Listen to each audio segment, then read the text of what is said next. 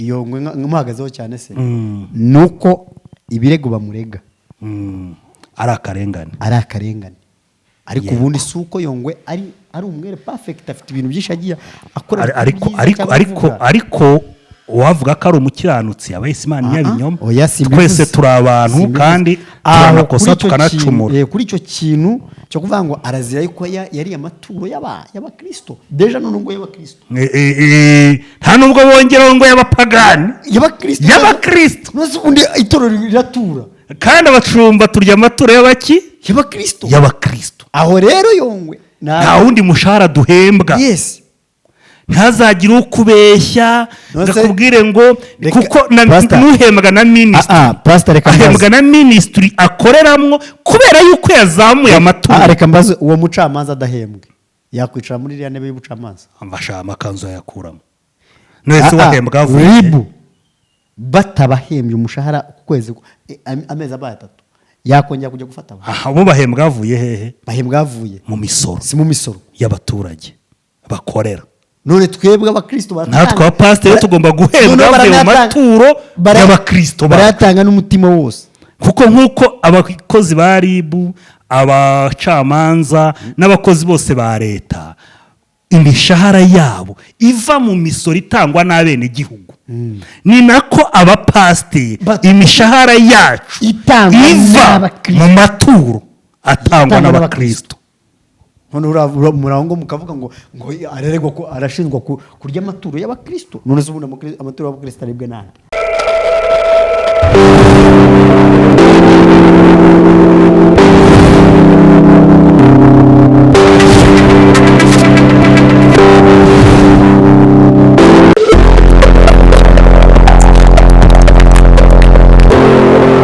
shuti bakunzi ba Dia Wacu TV nanone twongeye kubasuhuza tubifuriza amahoro y'Imana bakunzi bacu mwebwe muherereye hirya no hino ku migabane y'isi twongeye kubashimira ko mudahwema kudukurikira hano kuri studio za Dia Wacu TV mbere yo gutangira turabanza kubiseguraho hashize igihe kinini mutatubona kuri kamera za Dia Wacu TV nkuko mubizi turi mu bihe by'itangira by'amashuri kandi no mu buzima busanzwe turabarezi rero habyo twari tukibanza gushyira ku murongo kugira ngo turusheho gutanga ireme ry'uburezi rikwiriye hano mu gihugu cy'u Rwanda no mu Ndegwa Brilliant Academy nkuko rero mubizi dukorana muri mu Ndegwa Brilliant Academy ishuri rya mbere ry'ikitegererezo hano mu gihugu cy'u Rwanda ishuri itanga uburezi hahandi ujyana umwana wawe akaba wizeye yuko azatsinda ikizamini cya leta nta kibazo shutero bakunzi bacu nkuko mubizi twari tubakumbuye cyane Imana nibahereza umugisha ntabwo twerukaga hano kuri kamera za Dia Wacu TV harashize igihe kirengaho ibyumweru 3 gatoya ariko twongeye ugaruka nkuko mwakomeje kubidusaba mwebwe mwaduhamagaye kuri telefone zacu mukatubwira ko mudukumbuye Imana nibagiriye neza Imana ibareba icyoroshye kandi nawe mwakoze subscribe namwe Imana ikomeze bagire neza ikomeze bareba icyoroshye nange mudukurikiye mutarakora subscribe rwose inkunga tugusabye ntago ikomeye kanda kuri subscribe kugira ngo tubashe gukomeza kubana kutadukora ibiganiro byacu kano kanya rero nongeye ugarukana na mugenzi wanjye jewe ndi Pastor Dia Eugene Hakizimana ariko rero ndi kumwe na mugenzi wanjye Pastor Fred Sabeti Fred ndabona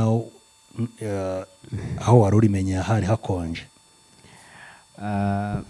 ni ibihe y'umuntu amaze iminsi ataboneka kuri kamera azafasha indi yije mu yindi system ariko biraza kugenda biza uri mu yindi system ntabwo urajya muri mood nyirimo ariko system niyo ikiburamo neza turi hafi kugira yego Pastor twarabuze twarabuze kubera impamvu z'akazi gatandukanye tuba dufite imirimo itandukanye dukorera hirya no hino cyane cyane y'amashuri arimo gutangira nk'uko twakomeje kubivuga tuba dufite imirimo itandukanye ku mashuri ku kigo cy'Indahigwa Brilliant Academy ntabwo rero tuba twicaye ariko ndahamya ko bitangiye kugenda bisa nkaho bijya ku murongo abakunzi bacu bakomeje kuduhamagara batubaza ibintu byinshi bitandukanye byagiye binyuraho.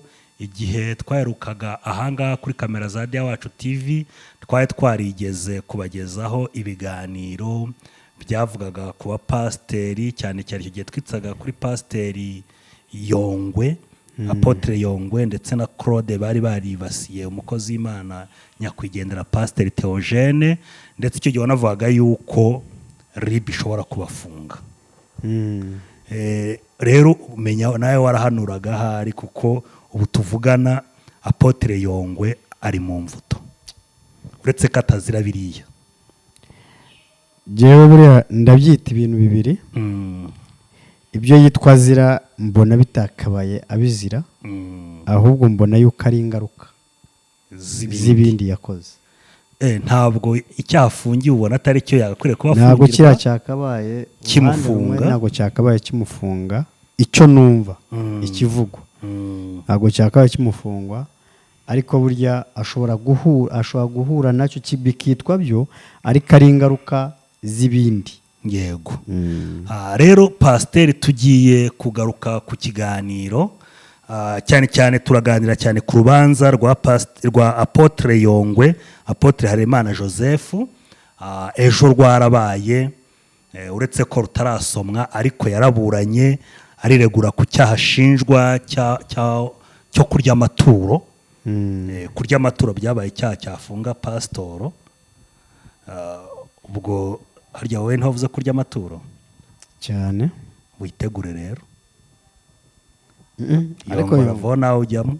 Ariko Yongwe, amaturo umushumba wese iyo yimitswe pastor agombye kurya amaturo. Kurya amaturo gutungwa n'amaturo nta kosa. Imana yabwiye Joshua ajya gutanga iminani cyangwa se ajya gutanga kondo, yaravuze ngo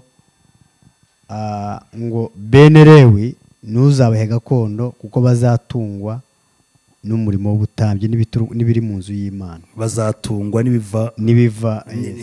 n'ibitambo n'amaturo bitangwa n'abene. Rero kugeza ubu ngubu yiba Yongwe, Apotre Yongwe atarakoze umuntu umufuka, ataramwibye, umuntu agatanga ituro, kuko Bibiliya ivuga ituro y'umutima ukunze. Yego. Yiba umuntu yarakunze agatanga ituro bitewe n'uko hari icyo yifuzaga, mpamya yuko ibyo bintu atakabaye abizira uruhande rumwe. Icya kabiri, Yesu amaze gusengera, amaze gukiza ababembe, ngo umwe muri abo ngabo 10 yaramaze gukiza. Umwe yaraje aramwiyereka, amaze kumwiyereka, Yesu arangije amubwira ngo hoshi genda wiyereke umutambyi utange n'ituro ryo kwihumanura. Aha pasiteri, ka mbere yo gutangira kino kiganiro tubanze dusenge, maze tuze tuganire ku busesenguzi bwawe, icyo ubona Yongwe yaba ari kuzira, niba ari amaturo cyangwa wenda ari igihano Imana yaba iri kumuha yuririye ku bindi bikorwa wenda yaba yarakoze bitari byiza, none Imana ikamukubita ikinyafu cyayo. Kuko nk'uko uri kubivuga, amaturo yo ntago nzi ko ari icyaha gikwiriye gufunga umupasiteri, kuko bagiye gufunga umupasiteri ngo yari amaturo, bahera ku murongo bagafunga abapasiteri bose bakwira za gereza zahita zizuza nka pasiteri. Nta mupasiteri n'umwe cyangwa umupadiri cyangwa umushehe utarya amaturo. Kubera n'impamvu n'iyi ngiyi, abanyagatulika padiri niyo ugiyeyo, niyo watake wabuze, iyo ushyitseyo barabanza bakakubara amaturo wakabaye watuye mu gihe cyose wamaze utaboneka. Aha pasiteri, senga. Reka dusenge tubone kwinjira mu kiganiro neza. Mana yanjye kandi Mana nziza, Imana ikomeye, Imana ifite imbaraga n'ubutware, turakubashye kandi turagushimye kuko uri mwiza kandi uhambaye. Izina ryawe nirihimbazwe kandi ishyirwe hejuru nyaguhora ku ngoma we. Aka kanya turagusabye kugira ngo ukomeze kubana natwe kandi uduhishurire Mwami, tuvuge ibikwiriye kandi byakubaka imbaga nyamwinshi y'abadukurikiranye, Data mu izina rya Yesu. Ngaho rero tugiye neza mu kiganiro tugiye kuganira, reka ubuntu bwawe n'imbabazi zawe bikomeze kuba ku buzima bwacu. Turakwingize kugira ngo uhe umugisha abadukurikirana Dia Wacu TV, mu izina rya Yesu bagire neza, imbabazi zawe zibabeho, ubuntu bwawe bubabeho, gukora kwawe kudasanzwe kubabeho Mwami. Urakoze, reka icyubahiro kibe cye none iteka ryose. amen. Amen. Pasiteri urakoze cyane, nk'uko twari tubyikijeho mu ntangiriro za kino kiganiro. Ejo ku wa mbere, ejo tariki 26 urubanza rwa Apotre Yongwe rwarabaye. Igihe tutari duhari habaye byinshi cyane muri gospel, byagiye binyuraho, ntabwo tuzagenda tubigarukaho, ariko reka dufatire aho tugeze. Mu by'ukuri nk'uko tubikesha ikinyamakuru Umuryango, Apotre Yongwe yireguye nyuma yo gufungwa ashinjwa gukoresha uburiganya. Reka tuanze dusome, niturangiza uze kudusobanurira cyangwa dusesengure cyane kuri aya makuru, nawe kandi unadusobanurire niba koko Yongwe by'ukuri afunzwe azira amaturo cyangwa ari umuvumo wo kuba yarashatse guharabika umukozi w'Imana, Imana ikamukubita urushyi. Kuko ijambo ry'Imana mu gitabo cy'umuhanuzi Samweli igice cya 7 kiravuga ngo azitwa umwana wanjye, niyacumura akamvaho nzamuhanisha inkoni nk'iz'abantu, nzamuteza ibyago nk'iby'abantu, ariko imbabazi zanjye ntabwo zizamwomorokaho. Barashobora kuba ari nko mu nkoni. Reka dusome uko urubanza rwagenze. Ubushinjacyaha bwasabye urukiko rw'ibanze rwa Gasabo gutegeka ko Harerimana Joseph uzwi nka Apotre Yongwe afungwa iminsi 30 y'agateganyo mu gihe hakomeje iperereza ku byaha ashinjwa. Kuri uyu wa mbere tariki 23 Ukwakira 2023 mu rukiko rw'ibanze rwa Gasabo habereye iburanisha ry'urubanza ubushinjacyaha buregamo Harerimana Joseph uzwi nka Apotre Yongwe, ukurikiranweho icyaha cyo kwihesha ikintu cy'undi hakoreshejwe uburiganya. Yongwe yatawe muri yombi akurikiranweho icyaha cyo kwihesha ikintu cy'undi hakoreshejwe uburiganya, harimo no kurya amaturo y'abakristo. Kurya iki? Amaturo y'abakristo. Muri amaturo aribwa n'abandi. Bayatanga se bakora iki? Komeza pastor, komeza. Apotre Joseph Harerimana yafunzwe nta muntu wamutangiye ikirego. Ubwo waba urekeye aho ngaho gatoya. Uri kubyumva? Nujya gusoma cyane ushobora kuza bimwe bishobora kuza kuncaho. Oya turi busubiremo ugende ubyumva neza. Imvugo z'abatangabuhamya bashinja Yongwe harimo Nyirabahire Anna, Bugingo Fraterne, Niyonzima Debora n'undi utarashatse ko imyirondoro ye imenyekana, wamuhaye ibihumbi 500 ngo amusengere. Ubushinjacyaha buvuga ko telefone ya Yongwe igaragaza amafaranga menshi yagiye acaho mu bihe bitandukanye nyuma yo gukorera abantu amayeri y'ubwambuzi. Bwagaragaje ko kumufunga ari bwo buryo bwo gutuma icyo cyaha kidakomeza gusubirwamo. Ubushinjacyaha bwagaragaje ko amayeri y'ubwambuzi ye yari ukwizeza abantu icyiza cyangwa kubatinyisha ikibi, bigatuma bamuha amafaranga yabo. Ahawe umwanya ngo agire icyo avuga, Apotre Yongwe yagize ati, nk'uko nabivuze mu ibazwa ryanjye, mfite ibyo nemeye ko abantu bampaye amafaranga mu buryo butandukanye. Ndi umupasiteri kandi wabisigiwe amavuta, nkaba ndi umushumba wimitswe. Yavuze ko guhera mu mwaka wa 2013 akazi yakoze ari ukuba umushumba w'itorero, bityo ko yatangiye gutungwa n'amaturo kandi ko atabigize ibanga. Yavuze ko atari afite isoni ry'uko arya amaturo. Yavuze ko atigeze ababwira ko azabakorera ibitangaza, ahubwo ko yababwiye ko abasengera Imana ikabakorera ibitangaza. Ati, nabwiraga ababuze urubyaro ko Imana yabaha urubyaro. Nabwiraga abafite uburwayi bwanze gukira ko Imana ishobora kubakiza. Yavuze ko nta giciro kibaho yishyuza abantu ngo abasengere. Yabwiye urukiko ko abantu bari hanze y'igihugu bamusaba kubasengera, icyo abasaba ari insimburamubyizi cyangwa ibizakenerwa muri icyo gihe. Yatangiye kubasengera. Yavuze ko ikibabaje nta muntu wigeze umwishyuza, kuko iyo biza kuba yari kwishyura hanyuma Imana ikamuhembera icyo gikorwa cyiza. Aha ngaho incamake y'urubanza rwa Apotre Yongwe ubwo yireguraga ku cyaha ubushinjacyaha bwise icyaha cyo kwihesha iby'undi hakoreshejwe amayeri. Mbonyemo ibintu bitandukanye. Icya mbere, ashobora kuba Apostle Yongwe ashobora kuba yarazize amafaranga menshi yacaga kuri telefone ye, kuko bamufata ntawamureze. Oya, nta muntu wigeze umurega. Ariko noneho ubushinjacyaha bwo bwavuze ngo bashingiye ku mafaranga menshi yacaga kuri telefone ye.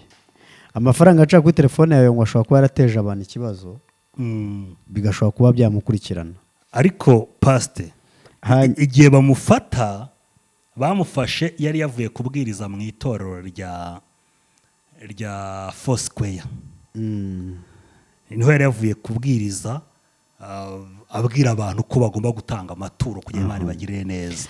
Noneho ikindi kintu gikomeye, ubundi gutanga ituro si icyaha, nta nubwo umuntu akwiriye kubihanirwa. Yego, uko niko kuri. Icya kabiri, numva nasaba abo bireba, yego, kugerageza buri muntu wese agakora ibijyanye n'inshingano n'icyo yahamagariwe, ariko atinjiye mu muhamagaro w'undi muntu. Gute? Kubera ko Yongwe yarahamagawe, yego, ni umukozi w'Imana, yarimitswe, arabisigirwa ni intumwa. Yego. Iyo umuntu ari mu rugendo, sometimes ashobora kuba yanavangirwa, kubera ko burya hakosa uwakoze. Yego. Ntabwo umuntu mu gihe umuntu atakoze ntabwo yakosa. Burya uwirinda amakosa ni uwanga gukora. Ariko simpamya yuko Yongwe yazize ikintu cyo bita amaturo. Hari ikindi cyasomvisha aregwa? Ahubwo ngiye cyo nasaba abashinjacyaha nibadukureyo ukuri, basobanure icyo Yongwe yazize. Ariko nibajya kumbwira amaturo, nusi ko nta muntu wamureze, kumbwira gusa ngo babonye telefone ye yakira amafaranga menshi, icyo ngicyo akaba ari cyo umuntu azira. Oya, telefone yanjye mfite ubushobozi bitewe na business nkora n'akazi nkora, igomba guca amafaranga. Mpfa kuba nta muntu urimo kundega. Icya kabiri, kundega kuvuga ngo ni uburiganya bw'iki, ngo ni ubwambuzi bw'uburiganya.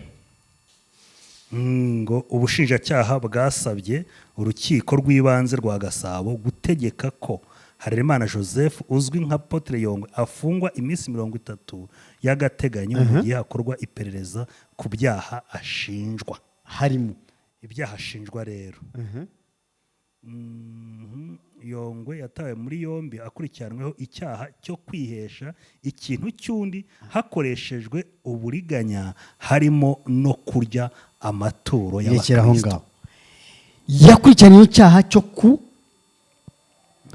kwihesha ikintu cy'undi hakoreshejwe uburiganya reka nibaze harimo kurya amaturo y'abakristo. reka nibaze ikintu cy'undi muri abo bamufashe hari uwo yaririye ibye. None se ko tubonye ko nta muntu wamureze babwirwa n'iki ko yariye ibyo abandi? Reka tubyibaze. Ijambo ry'Imana riravuga ngo ni mu ngerageresha cya 10 n'amaturo. Pastor buretse kujya ngo gatoya turahashyikanaho wenda, ariko reka twibaze kwihesha ikintu akurikiranwe kwihesha ikintu cy'undi. Yongwe begeze bamurega? Nta muntu watanze ikirego. Hari umuntu watanze ikirego? Oya. Hari uwamufatiye mu nzu yagiye kwihesha iby'abandi? Oya. Hari ubwo yagiye ajya mu nzu y'undi cyangwa muri business y'undi arayigarurira aravuga ngo iyi ni iyanjye, none wa muntu ajya kurega aravuga ngo yihesheje ibyanjye. Reka twibaze ibyo birego bifite ireme. Yongwe nawe ndaza kumugarukaho uruhande rumwe, ariko reka tubanze twibaze kuri iki ngiki. Hari ubwo aba bantu b'Imana bashinza Yongwe, icyo numvishe abatangabuhamya gusa, ariko nabwo batanze ubuhamya yaramaze gufatwa. Ariko bamwe banga no kwitangaza amazina yabo bisobanura ngo nta nubwo bashobora gutinyuka kujya imbere y'ubucamanza. Bari kuburana amaturo batanze, barabura ariko ntabwo bayaregeye.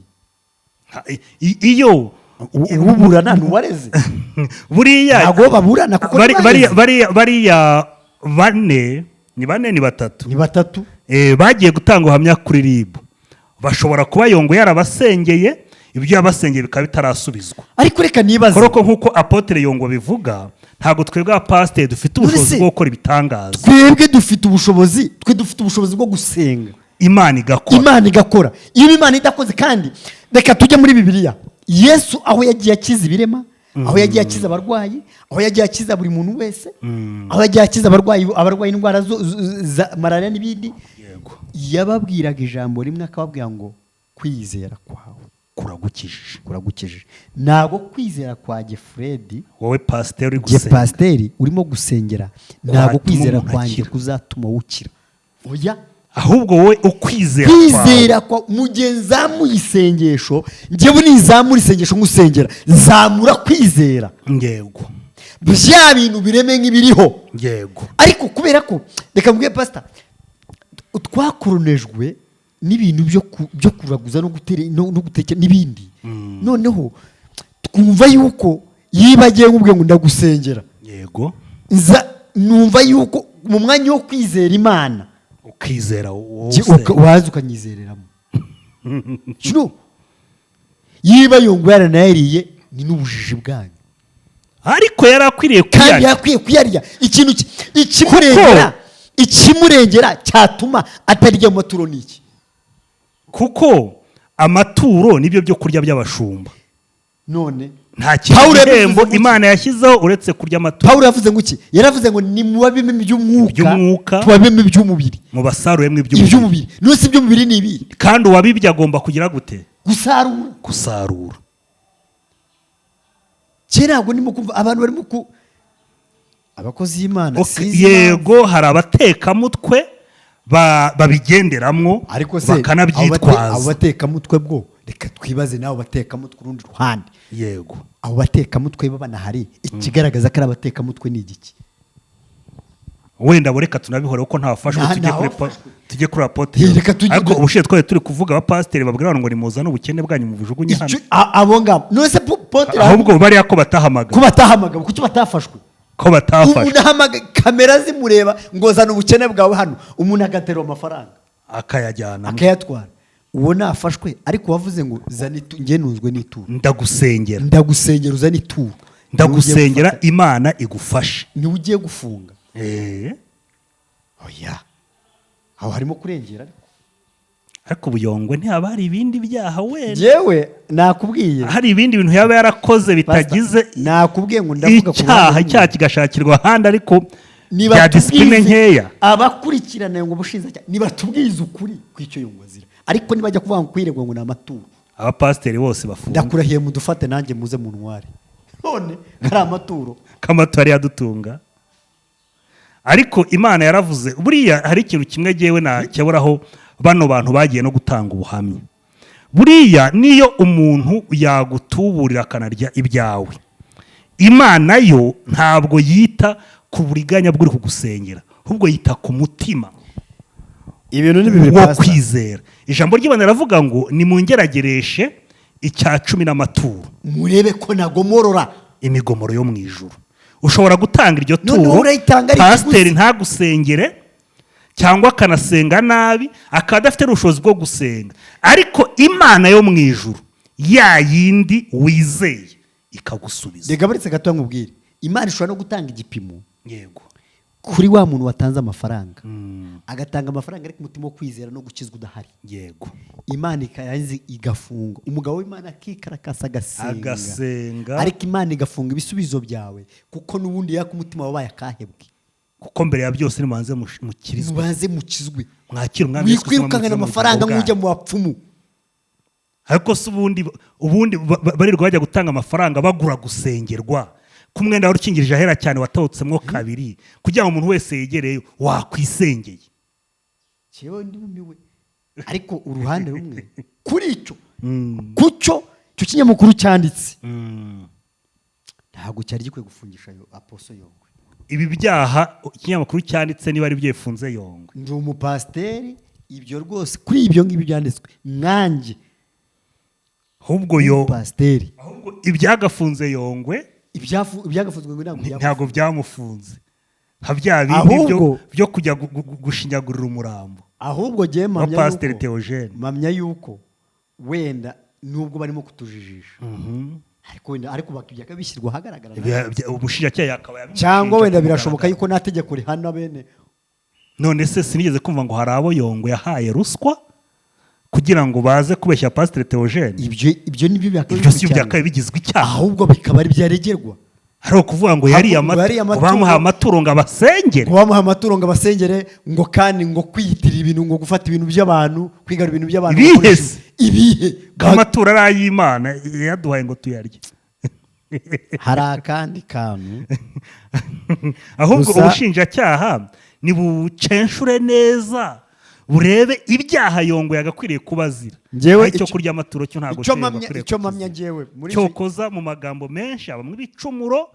Ashobora kuba Yongwe hari amagambo menshi cyane ageraga avuga yakabaye mu bicumuro. Ni n'umukozi w'Imana uzi kuvuga, utagira ubunebwe mu kuvuga. Imana yamukwifata mu kanwa. Apostle Yongwe ahubwo n'ubu simbizi cyo ko azava muri gereza, ariko wasanga wenda ari message y'Imana yamushyize muri gereza kugira ngo ibwirize abari muri gereza. Hariho n'igihe Imana yaba yarabonaga yaragabanyije amasengesho yarangiza ikamujyana mu butayu bwo muri gereza. Yibere nubone aryo ubutayu bwo bukora yabukoraga Mariyoti. Yari asigaye abukora Mariyoti.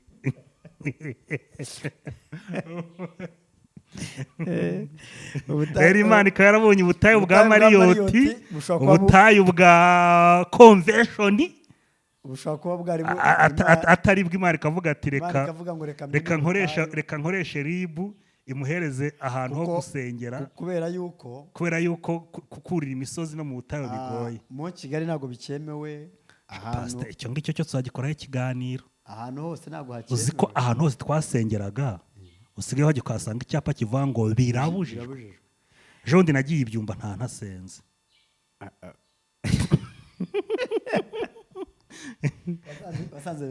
Nasanzwe iyo birabujijwe, ariko naribese ndakimangira kuraho umugezi utangirira. Nawe bazakubaza. Oya, birabujijwe, narahavuye njya kure, ahatari icyapa. Ariko nyine kwari kugira ngo urugendo rwanjye rudapfa ubusa, reba gutega nawe ukava mu burasirazuba ukajya mu majyaruguru ugiye gusenga Imana, kwerana n'Imana, wagera ukasanga birabujijwe. Ariko bambwiye ko na za Kanyarira handitse birabujijwe, ahantu henshi hasengerwaga mu Rwanda habaye birabujijwe. None rero abantu bahisemo kujya Mariyoti. Mariyoti. Kandi kujya Mariyoti si ubuntu. Barishyura. Yiba umpaye icyifuzo.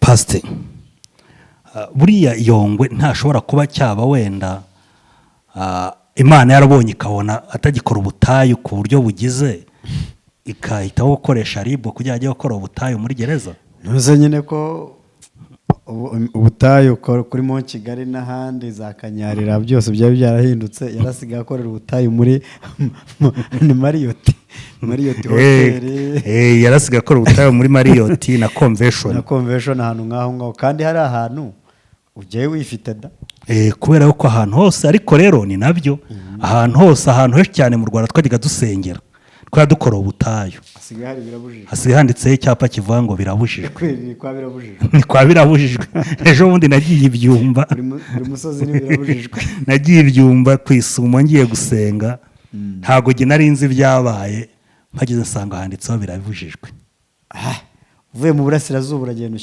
nshyika ibyumba yezo nsanga handitseho birabujijwe ubwo uri byumva nyine narakimiranye njya guhiga atari birabujijwe mbariho nsengera ariko naho nahasengeye mbona umwenda w'icyatsi avuga ni daso zingezaho pe none za daso zigeze zibera muri birabujijwe kuko aho hantu nasanze hari daso imwe se ebyiri ariko rero pastor ikintu Yongwe cya Yongwe yego ntago Yongwe mpamya yuko ahubwo ubushinjacyaha bukwiriye kuvanayo ukuri kw'icyo Yongwe azira yiba Yongwe hari n'ukuntu mu magambo ye yego yagiye ajya avuga kenshi na kenshi akabaho ibintu bitandukanye kuntu yasonze umuryango wa nyakwigendera Pastor Theo yego mpamya yuko ngiye uruhande rumwe byaba ari n'inkoni y'Imana ariko ibyitwa amaturo byo ntago akwiriye kubizira ntago byakwiriye kubizira ntago akwiriye kubizira kuko bavuze ngo baramurega kubera amaturo no twese twaba dufite ikibazo twagendera ko kuko nta mupasiteri utarya amaturo kandi nta mupasiteri utakira icya 10 nta n'umupasiteri utakira ituro oya bavuze ngo Apotre Yongwe yafunzwe azira amaturo imiryango ishingiye ku myemere yose iri mu Rwanda abayoboye akwiriye gufungwa kuko nko muri Kiliziya Gatolika iyo wagiye iyo wamara imyaka 10 barakubarira uragaruka ugasanga barayabaza wakabaye waratuye yose muri uwo mwaka wahombye gusenga nta kibwirizwa cyo kwa papa wumvishije ntacyo wumvishije ntibakigusubiriramo ariko urishyura ariko urabanza wishyure kugira ngo kumurerwa amasakramentu none uwasabwe gusengerwa uwasabye ngo bamusengere asengera umuntu agatanga ituro ryo gusengerwa arafunzwe warafunzwe oya rero pastor wavuga iki ku bantu bakurikiranye urubanza rwa Yongwe ibyo numvishe yiba ari byo ibyo aregwa wenda ari byo biri abashyize hagaragara wenda bitakiri iyo ngiyo Yongwe nagakwiriye gufunga ubwo no Yongwe ararengana cyane yiba arenga kuko reka nkubwire Yongwe nawe yawe yibye Yongwe nawe amureze yego Yongwe mbehe buri muntu yatanze ituro ry'umutima wukunze nta giciro yashyize nta uvuga ngo yaramubwiye ngo kugira ngo usengere byemere tanga amafaranga angana gutya yambwiye ati tanga ituro ngiye kujya gusengera kuko ngiye gusengera Marriott kandi Marriott barishyura rero niba ushaka ko ngusengera banza utange ituro mbona uko njya gukodesha Jaride Marriott mbona uko ngusengera nusikosa yakoze riri agatanga ituro ringana n'iki n'umutima ukunze twongeye twibuke ngo kereka yiba abatanze amaturo aribo bamurega ngo twamuhaye amaturo yo kujya muri Marriott ntiyajyayo amaturo yacu ntiyajya kudusengera cyangwa akavuga ngo yatubwiye ngo tumuha amaturo adusengere turayamuha ntiyasenga ndose igihamya cyo kuba atarasenze cyo kirahari aho gusenga ntusubizwe nta ruhare Yongwe ayifitemo kudasubizwa kwawe nta ruhare Yongwe ayifitemo ahubwo urimo kwiteza umujinya w'Imana kuko reka twongeye twibutsa abantu badukurikiye pasteur buriya Imana igira ibisubizo bine kandi kibabaje ibyo bisubizo by'Imana bine hari igihe taramenya yuko yanabigushubije yego igisubizo cya mbere Imana isubiza yego ni kwa kuri ashobora kubwira ngo nsengera, ukamusengera arwaye, ejo yajya kwa muganga bakubitaho igipimo bagasanga agize gute, yakize. Ni kwa kuri ashobora gusengera yarabuze urubyaro, nyuma y'ukwezi yajya kwa muganga gukoresha test de grossesse agasanga agize gute, yarasamye. Icyo ni igisubizo cya yego. Iki gisubizo Imana ihereza umuntu imusubiza mu bundi buryo. Ugashobora gusenga wenda urugero uri gusaba Imana, wenda uri gusaba Imana ko yaguha inzu yo kubamo. Imana ntiguha inzu ahubwo ikaguha akazi. Yego. Yo ikaguha akazi, wowe wasengaga icyifuzo cya mbere y'Imana ushaka inzu, Imana ikaguha akazi. Ugasenga ushaka umugabo, Imana aho kuguha umugabo ikaguha amashuri, kuko ibona ko uwo mugabo cyangwa uwo mugore gushaka udafite ubushobozi bwo mutazabona ubushobozi bwo kubaho mutarize, ukabanza ukajya ku ishuri. Aho ngaho n'andi Imana uyisaba ikintu yaho kugira ngo ikiguhe direct ikaguhindurira, kandi guhindura itakugishije inama, iguhindura itaguhitishijemo. Yego. Uri kubyumva? Rimwe na rimwe abo bantu bafite kwizera guke batanasobanukiwe iby'Imana, nta nubwo banamenye yuko Imana yabashuje mu bundi buryo. Ikindi igisubizo cy'Imana haritegereza. Mu byibuke Imana yabwiye Aburahamu yuko azagira urubyaro rwuzuye, rumeze nk'umusenyi wo ku nyanja, rungana nk'inyenyeri zo mu kirere. Aburahamu arategereza. Umugore ajya muri menopause. Umva none akantu yamukoreye, ngo yamusohoye nijoro. Yego. Ahubwo ngo sohoka. Yego. Arasohoka ngo arararama. Ngo barizo nyenyeri ntabwo nabasha kuziba. Ngo n'umukungu imujyana ku mucanga. Nubwo yatubariye umucanga tuzinabasha kuwubara. Turi ku rubyaro rwawe ruzangana. Yabimubwiye afite imyaka 20. Yabimubwiye akiri umusore, ari mu myaka muri za 30-40 gutyaho. Arinda ashyitse imyaka 90. Ubundi ubusanzwe umugore hagati ya 45 na 50 aba ari kugera mu gihe cyo gucura. Yes. Ntabwo abagishobora kubyara. Sara umugore wa Aburahamu yarategereje, arambiwe, aravuga ati ubanza atari yewe isezerano rizasohoreraho. Abwira Aburahamu ati wareba byo uko wigenza ku mugaragu wanjye Hagayi, maze mukabyarana umwana, uwo mwana akaba ari Imana izagwiza nk'uriya musenyi. Uri kubyumva? Isezerano bari barifite ariko batazigera izasohorera. Yiba Imana yarakubwiye, yaranyije mu mukozi w'Imana witwa Apostle Yongwe, ikamubwira ngo mbabwire bazabona ibi n'ibi. Please, ubuhanuzi bwose uko buje ntabwo bita busohora. Uyu munsi hari ibyo tubona pastor byahanuwe kera. Yego. Uyu munsi turimo kubona. Urumva hari abantu benshi biratubwira mu Baheburayo ngo hariho n'igihe Imana iguha isezerano wowe ukazapfa utaribonye rigasohora ku bana bawe. Nose biratubwira mu Baheburayo avuga ngo abo bose bapfuye bakizera, batarahabwa batarahabwa ibyo basezeranye, kandi barabisezeranyijwe. Urumva yewe ndetse babitangiye n'amaturo. Babitangiye bitase ntabwo uzi igitambo Aburahamu yatanze. Yes. Kuwiteka rose yagitanze, Imana yamuhaye urubyaro. Urumva igihe abamarayika basuraga Aburahamu, yego, ikintu cya mbere yabanje gukora ni iki? Mbere ya byose yabasanganiriye bashyitse ngo ahantu ku biti bibiri. Yego. Ngo abikubita imbere abarebye, arababwira ati nimuze. Icya mbere amajara ababagira. Yarababwiye ngo ni mwe muretse banze ngira icyo nkora. Asubiriwe mu rugo areba inka ibyibushye. Abahutuzi barabanje boga ibirenge. Bamaze koga iryo ni ituro. Abazana amazi yo koga ibirenge. Nta kintu baravuga. Batari bagira icyo bavuga. Ntacyo barakora. Iryo si ituro rya mbere. Ituro ntibarahanura. Arirukanka ajya mu nka, atoranya inyana nziza. Ikimasa kiza gishishe. Abwira umubaza ati gira vuba. Yego. Iryo si ituro rya kabiri. Yego. Bari bahanura. Wapi?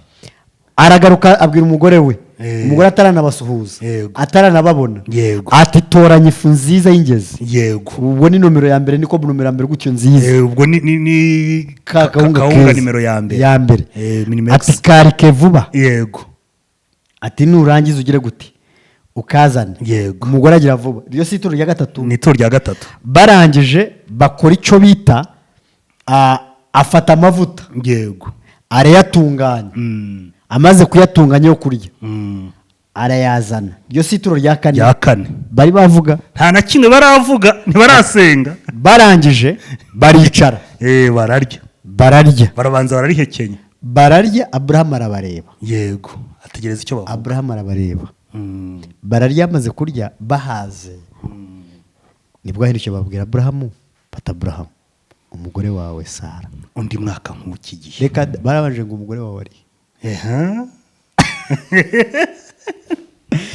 ntibamubajije mbere mbere y'uko atanga ituro barangije ababwiye ahari aravuga ngo igihe n'iki cy'umwaka ntituzabura kugaruka umugore wawe Sara azaba iki cy'umwana w'umuhungu uzi impamvu yatumye bemeza Sara uzabyumvishije uzi icyatumye bemeza yuko bagomba kuzahagaruka nuko yabakuye ituro nuko ituro ryari ryahabonetse ubwo bagomba Sara ngabyishimwe ari mu nzu akubita igitwenge araseka baramamagara bati Sara usetse iki atoye sinsetse ariko Sara cyamutara guseka yumvaga bidashoboka oya yumvaga ari umurengwe yumvaga bahazi ko batabaje mbere kuki batahanuye mbere y'uko byashoboka kuko Sara kwizera kwa Aburahamu kwari kurenze kandi yari yaraguteye mu mugore we yego ariko Sara avuga ati aba bagabo batahanuye batararya batavuze ibyo ngibyo bamagiyeho baje kushinyagurira none batangiye kushinyagurira baraseka ariko nubwo babivuze yego Aburahamu abona hari akandi kantu gasigaye ntabwo bamubwiye ibyo ngibyo ntabwo bamubwiye aho bagiye kandi aho bari bagiye hari umwana wa Aburahamu witwa Loti hari umwana w'umwase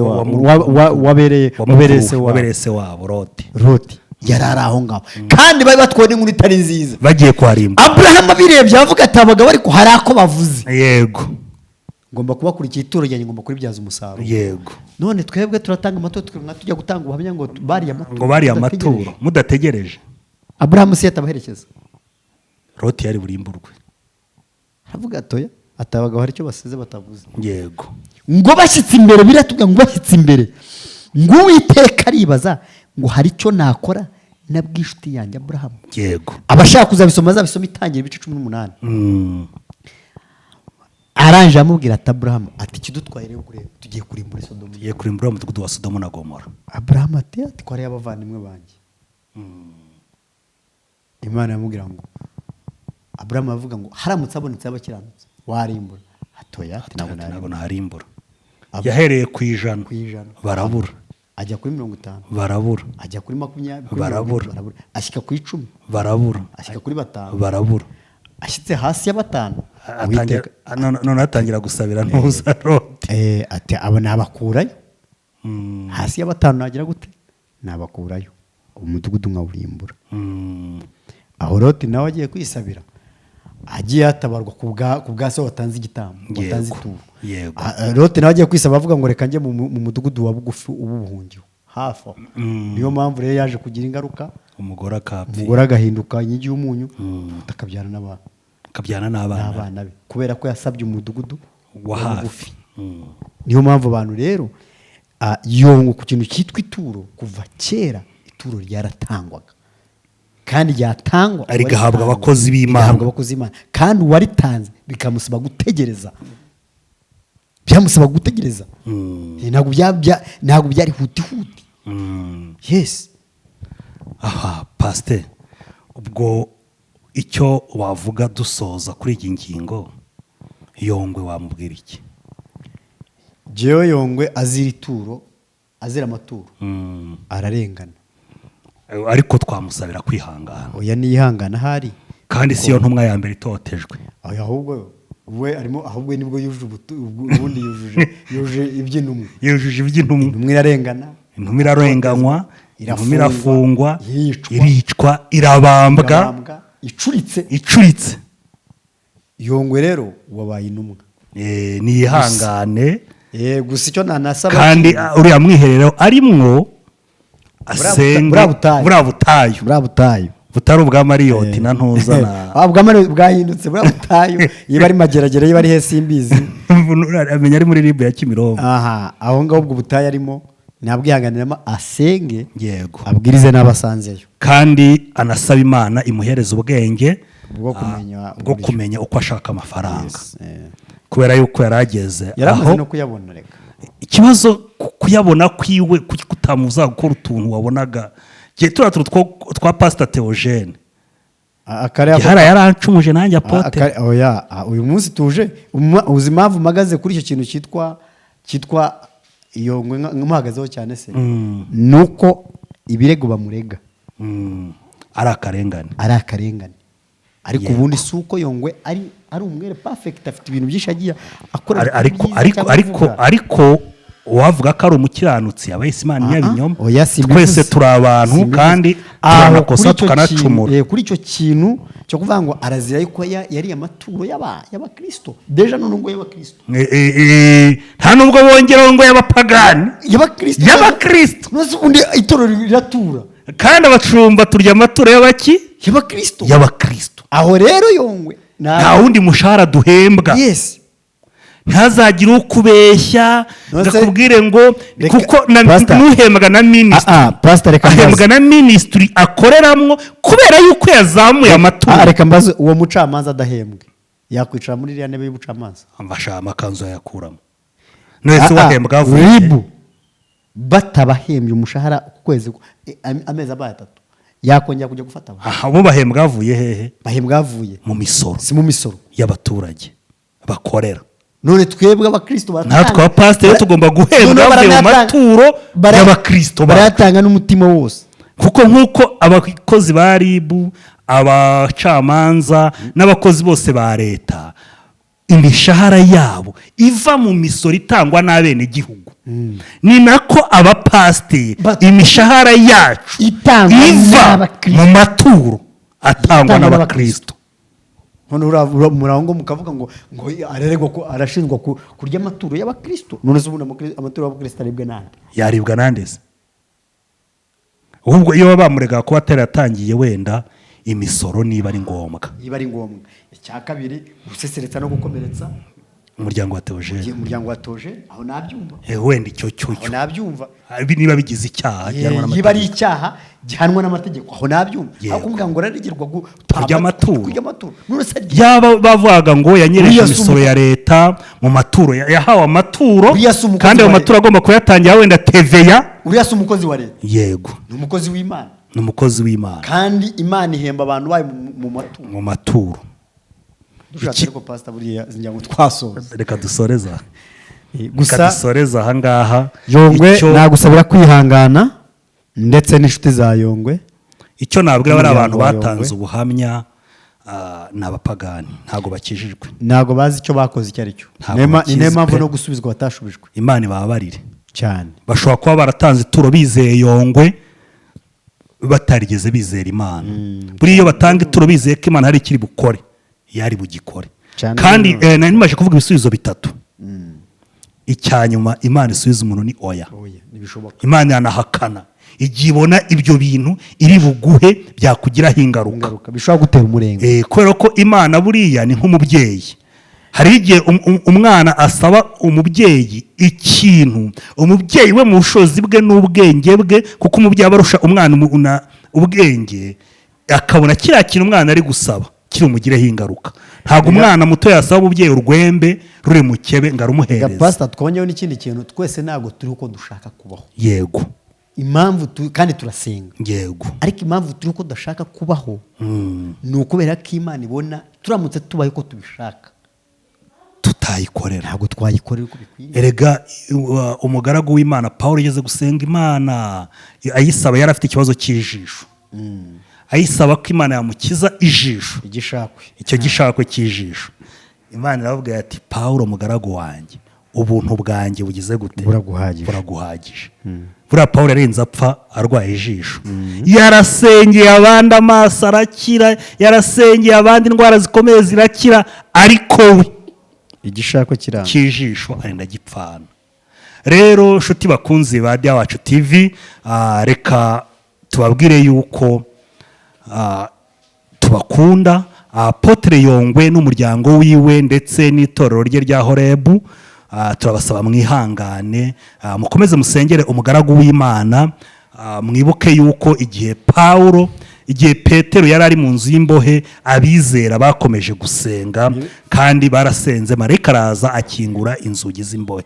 Icyo jyewe ndifuza yuko abacamanza bashishoza bakanasoma neza ijambo ry'Imana, Bibiliya, bakareba ko Yongwe yaba yarariye amaturo ku buryo bunyuranyije na Bibiliya, kubera yuko Bibiliya yagennye ibiryo by'abashumba, ibiryo by'abakozi b'Imana ko bizava mu maturo atangwa n'abizera, atangwa n'abakristo. Pastor, ikintu cyiswe ituro kiba cyiswe ituro, yari yabaye ituro. Rero reka dusabe rwose arabize abakristo mwese mukomeze musengere umukozi w'Imana Apotre Yongwe, mu musengere rwa rugamba arimwo, kandi Yongwe nawe niba hari uburyo ashobora kutwumva cyangwa abamusura bakamwumva, bamubwire yuko inama twamugiriye nk'abashumba bakuru bagenzi be nuko yakomeza gusenga kandi akihangana. Ijambo ry'Imana riravuga ngo niba batoteza babampora, muzarushaho kwishima ko ingororano zanyu zizaba ari nyinshi mu Imana ijuru. ninamukurayo azagabanya amasengesho muri Mariyoti. Rero Imana yakurayo nyakubahwa Yongwe, utangire ukora ubutayu, uzamuke imisozi wenda Kristo yazamukaga, azamuke ajye mu butayu bwo mu rusengero, ajye mu rusengero yo kujya muri Mariyoti cyangwa se muri convention cyangwa mu bindi, azajya yagiye kuruhuka cyagiye gukora ibindi, ariko atavuze ngo agiye gusenga. Ariko abatanga ituro, ahubwo reka dushishikarize abizera n'abakunzi ba Yongwe ko ubu ikigihe nibwo akeneye ituro. Ariko nanga bari hashyira nanga kuri Dia Wacu TV rwose, ariko iryo baduhereza ntago ari ryo gushyira Yongwe, iryo gushyikira umurimo w'Imana.